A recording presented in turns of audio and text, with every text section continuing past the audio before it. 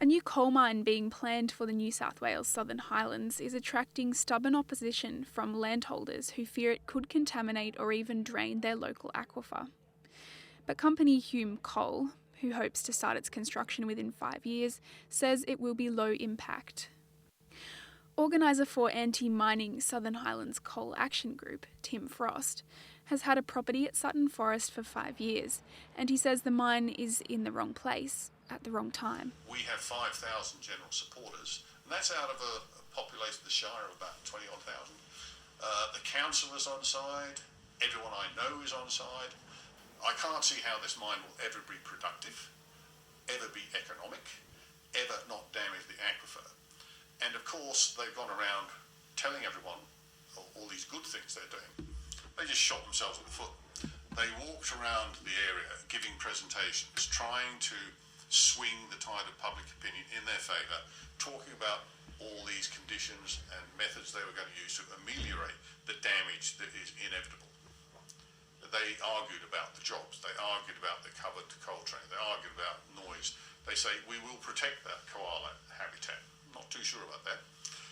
They said, yes, we will drop the water table, it won't be by very much, and it will recover. So they had a charm offensive. But in doing that, they shot themselves in the foot, because all of a sudden they have now revealed to the community of Berrima, the last almost intact Georgian town in Australia, that they're going to stick their mine workings right next to Berrima. Within 4 kilometres downwind of Berrima is going to be their mine workings. Yeah, but they're destroying more jobs than they're creating. They're already destroying jobs. Houses aren't being built. Investments aren't being made. People aren't buying machinery. You know, people are moving off their properties. Properties are now, which used to hold families and managers, the managers have been fired.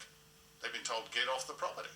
So, you know, at the moment, Hume is busy destroying jobs. Hume Coal is proposing the $726 million mine and hopes to produce 3 million tonnes of black coal for their parent company, Korean steelmaker POSCO.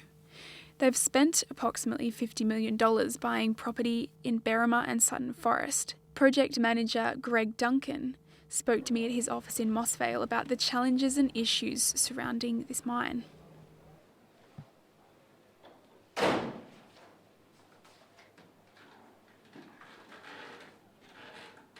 The approval process that we've just commenced takes approximately 3 years in New South Wales.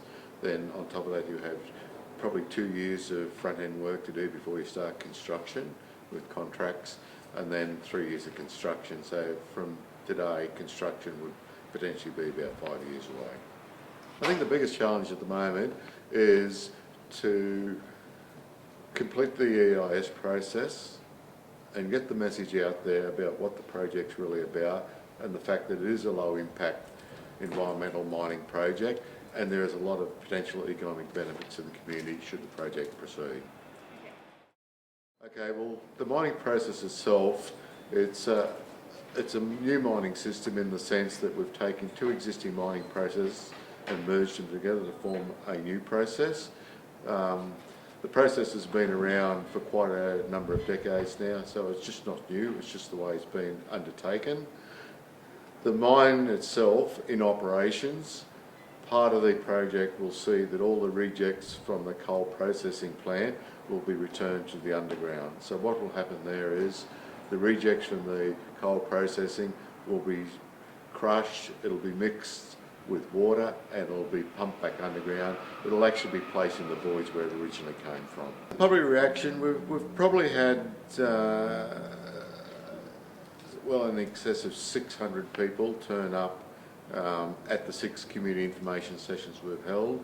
Majority of those people are people who probably oppose the project. You generally find that people who support it tend to stay silent on these things, and so it's a bit of a mixed.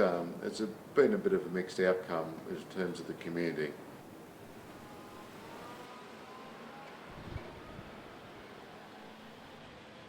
I met with former Mayor of Wingecarribee Shire, Duncan Gare, in his antiques warehouse in Fitzroy Falls. Having served 21 years on the local council, he followed Hume Coal's progress closely. and the pigs that he shot, and he shot an awful lot of them, he got all their tusks mounted, and that would have been a pretty big pig. They've bought approximately 2,000 acres out at, or 2,000 hectares, I think, out along the highway, and they have now become one of the biggest landowners in the Southern Highlands. And we'll have to wait and see, but there is also concerns by local residents at Robertson, or some local residents, of the amount of train movements along the Illawarra line. I don't know how many movements there will be, but there's going to be a few. I think about 14 movements a day, and that has some local residents concerned, but there is a fair time frame on this. The DA is lodged, or the Environment Impact Statement is lodged next year. It is then ascertained, say, by the end of the year. It's a 6-year program, even commencing today, before they were to extract any coal.